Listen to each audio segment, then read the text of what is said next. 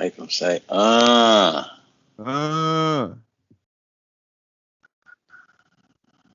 you at? Where you at? Where you at? Listen, everybody out there, we want to thank you all for tuning in. Women, children, uncles, fathers, inmates, crooks, everybody. Thank you for tuning in. I am the one called Robert Edward Patterson II, also known as Mr. P from the 313. I am Adrian Black, and this is the Pass the Bag podcast. We're not supposed to do it. It's not enough. You taking my part. Oh, my bad. That's our test run. Hey, everybody, it's not enough for you to get the bag. You got to know how to keep that bag. And if you want to take care of the bag, you got to share the bag. Right. So kindly pass the bag, folks. I'm going to pass that bag. Let's get it. Black, where you at? Where you at? I'm at my house, Valencia. I'm checking through the baggage. And last episode, we had the baggage claim. We bringing the baggage claim back. Let's bring it back. Baggage claim was all about your relationships to yourself and your relationship to others. So in the past, I've suffered for what they call imposter syndrome. And imposter syndrome is when you have a belief that maybe you're inadequate, that you don't measure up, and that you're incompetent, and that you're a failure. Even when there's evidence that indicates that you're skilled and you're actually pretty successful. But people with imposter syndrome, no matter how successful they are, they might believe that they're not good enough. But then I found out from this expert, her name is Dr. Valerie Young, and we'll post the links below so you can check it out, that there are 5 different types of imposter. Shouts to Valerie Young. She's amazing. So let's go through the 5 different types, and then we'll see if any particularly you identify with. And if you do, please comment below and say, I'm this one. I'm this one. Mr. P, he'll come and tell us what it's about his. So let's get it rocking. Are you ready, Mr. P? I'm loving this. I'm loving that here. Like when you're going through the check, and then they what they find a lighter. What was it this time? Some nail clippers. What are you talking about? I'm talking about that baggage claim. All right, let's do this. Number one. Number 1 is the perfectionist. The perfectionist is the type of imposter that needs 100% at a time. But perfectionists, they set excessively high goals for themselves, and if they fail to reach a goal, they experience major self-doubt and they worry about if they're measuring up. Do you feel like you're do you identify with something?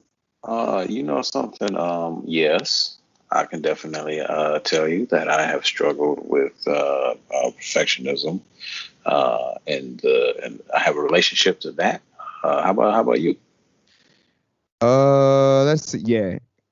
I think others may apply better to me, but I definitely experience some doubt if I have a failure. I think that's pretty normal. I mean, it's kind of one of those broad ones. But perfectionist is like 100 with it, though. I'm not necessarily 100 with it. Got you. Let's tag team it. Let me go ahead and hit that number 2. You know what I'm saying? Let me hit them off. Number 2, the Superwoman / Superman / super other workaholics, addicted to the validation that comes from working. Not the work itself, convinced they are phonies amongst the real deal colleagues. They often push themselves to work harder and harder to measure up. But this is just a false cover up for their insecurities. Number 2, the Superman or Superwoman. I know there's a particular personality type. Like, for example, they feel insecure. They decide they want to talk more. It's like silence is torture for them because all they hear is their own voice inside their head. So they rather be putting their voice out into the public sphere than hear it themselves and have to listen to their inner demons, have to answer to, I feel like. So in some ways, like, I think that's different than what it's saying here. Because in maybe here, like people are just they want to work so they can try to validate that they're legit. You know. Mhm. What do you? Yeah, I feel that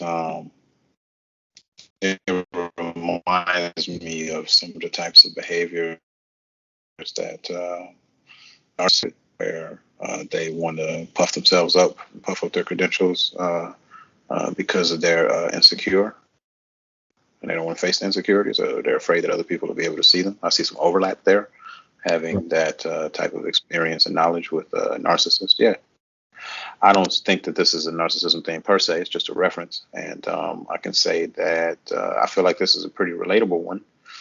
I think it comes with that fear. Um, I think this is a fear-driven type thing for sure. For sure, that What's part. what? I think there's a like with me. I definitely feel that real fear of not being, real and not being accepted as real. Like I give you an example. Because last week we talked about racial preferences in dating, and Speak on.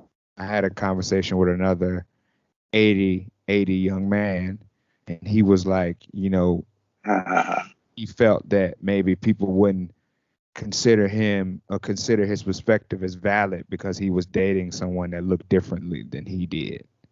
Interesting. The same with me. My wife looks very different. I mean, we look the same culturally.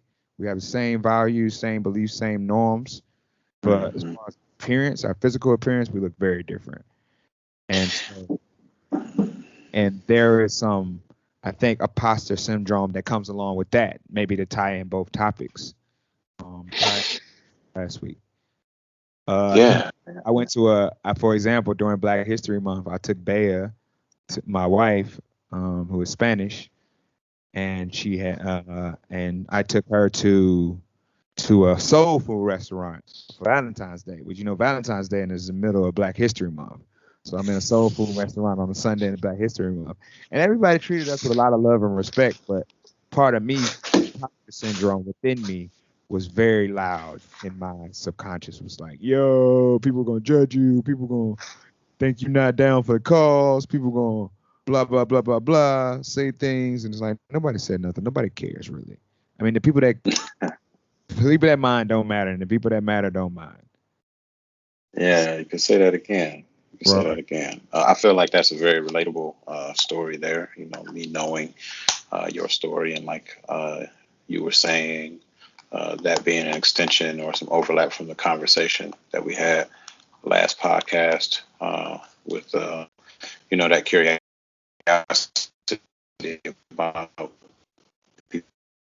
people's preferences and not knowing that the outside social pressure are them be a Superman or a Superwoman for a community, real or imagined. For people's acceptance, real or Right. imagined. You I were feel going. like I'm wondering. Yeah. Let's go ahead and hit it off with number three, sir. Number three. This one I think is the one that applies to me the most. And it's kind of ironic that the title is called "The Natural Genius." I don't think I'm a All natural. right, This one that I feel like applies to me. This person I'm sure you're a is the natural 82. genius, brother. He or she or they avoid challenges because they're uncomfortable and to try because they're uncomfortable trying something that they're not great at because they need to be a natural genius. As such, they judge their competence based on ease as opposed to their efforts. So, like, from sometimes in my situation, things come very easy for me. A lot of things, especially like musically, a lot of times picking up songs, picking up different things comes easily. And when things don't come easy for me, and I have to do it the old school way, like learning a new language, for example, or even that comes pretty easy. But I mean, you have to put it when I have to put in the time and the effort, the repetitive hours. That's when Mm. it's tough because it's like, oh no, I can't just pick this up like that. I need to do 15 to 10, 15 minutes to an hour every day, for 6 months to a year. Like Mm. losing weight, for example, or I mean losing fat, burning fat. So Right on. how do you feel about that? Well, number one, I want to say thank you for being vulnerable. Excuse me a moment. Had to do a little now you see me, now you don't. I want to thank you for being vulnerable. That's a beautiful thing. I feel like I've seen you do this. Like my first instinct is to say, okay. I feel like I've seen Adrian do this. The natural genius is to avoid challenges because it's so uncomfortable. I can't say that I relate too much to that because I like to go out and get those challenges and hunt down the discomfort. I have my own sort of problems and quirks. Imposter syndrome, man. I think that this is a great thing to cover, and hopefully, it's helpful for you to be able to share with people that this is the type of thing that hits close to home for you, and hopefully, more people besides just myself, um, can really identify with what it's like to support someone who's close to us, who is experiencing this thing, maybe more than less, or uh, Right. I appreciate being able to be anchored to this medicine. I'm gonna Right. go ahead and chop it Okay. up with number four. Number four, the soloist needs to accomplish things on their own. Feel as though asking for help reveals their phoniness. I can say that I identify with the part about feeling like that needing to accomplish something on my own. I've definitely had that feeling before. Like there have been relationships that were, more positive than negative, more healthy than less, that I bailed out of because of the part of me, some part of me that I felt like wasn't developed enough for me to know whether or not I could do things on my own. Mm. And that's a bullet that I chose to bite then, and decisions that I'm still living with. That it's sort of like the Dennis Schroeder effect, Oh shit. right? Right. Like, well, I mean, let me put it in perspective, which is to say, a person who can better live with gambling on their betting on themselves and losing versus not betting on themselves and then being undervalued, right? Right. So for for some people, it's easier to lose 79 million betting on themselves rather than for them to settle for 86 million when they they were really worth. I'm losing you again. Oh But no. yeah, you good. You slow down and then you eventually arrive. So um excuse the audio, everyone. We are doing this internationally. It's an international Absolutely. podcast. On this So international. we definitely making it work, even though the Great Firewall stands between us. So The uh, great firewall of. y'all know the rest. All right. So soloist, I'm not a soloist at all. I'm very much a team captain. I actually kind of have the opposite. Like if I have to do it by myself, it's like why? I don't want to do it by myself.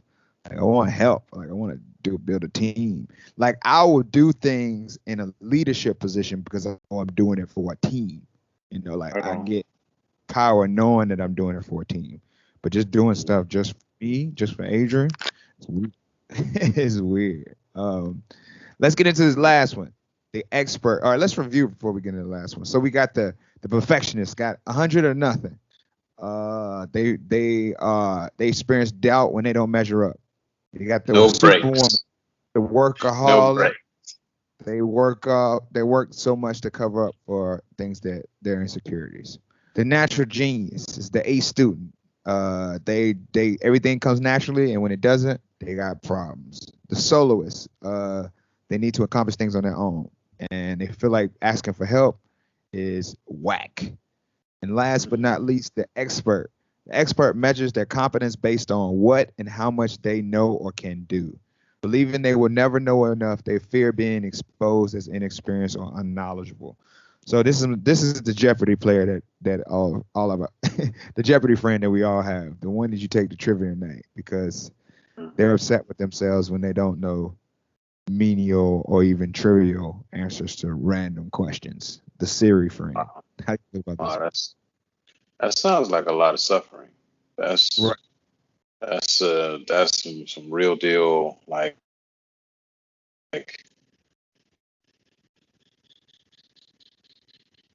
I don't want to ask the part or action for me to empathize with the type of suffering that people who are choosing this type of culture are causing themselves. That's just entirely abusive. Right. Seems that way. Seems that way to me.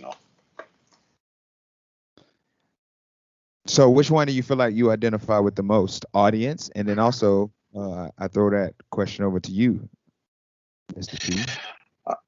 Uh, well, Brother Black, I would say that this soloist part I identify with, not necessarily now, but in terms of having a relationship with it. I feel like now I'm feeling pretty good in terms of not suffering so much or too much from imposter syndrome in general. But I can tell you that I do.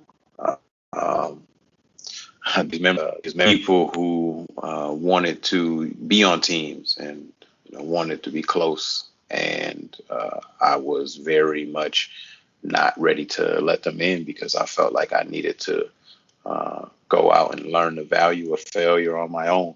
Right. Um, and that's pretty much all I can say. At least because, well, actually, let me say the rest of it. The rest of it is that I would have felt like if I'd have got into those commitments as a solo act, then I wasn't going to completely comprehend the real value of myself as a team player. Um, I think the problem is that I made it an either or type thing. I think that Right. was the problem. Yeah, I Mm-hmm. mean, there's nothing wrong with having the solo mission, of course, right? Even in multiplayer games, they have the solo mission where one person is responsible for a particular role. So even on a Yeah, team, you for sure. act as a soloist. Like we playing jazz, somebody got to take the lead. So, yeah, I think I'm with you there. Like for me, I had the opposite. That's the truth. It's like Truth. I'm almost, what's the word, handicapped when, or I'm almost at a disadvantage when I'm working on my own versus working for a team. And so, yeah, it's very interesting how each person, the data suggests that 70% of people at one point or another have felt imposter syndrome in their career or any chosen career path, whether it be in school or so.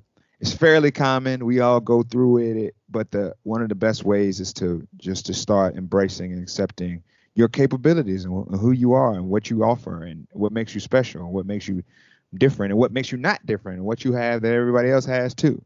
And what you bring to the table is very important. So if you felt that, comment below.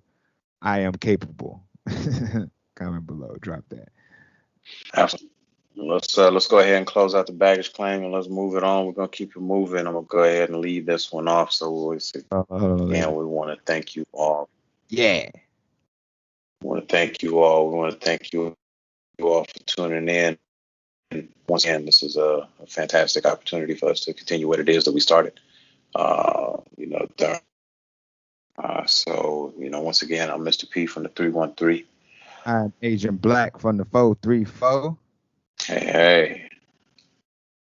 Thanks for tuning in. We'll catch you guys in the next bag. Bag. Oh,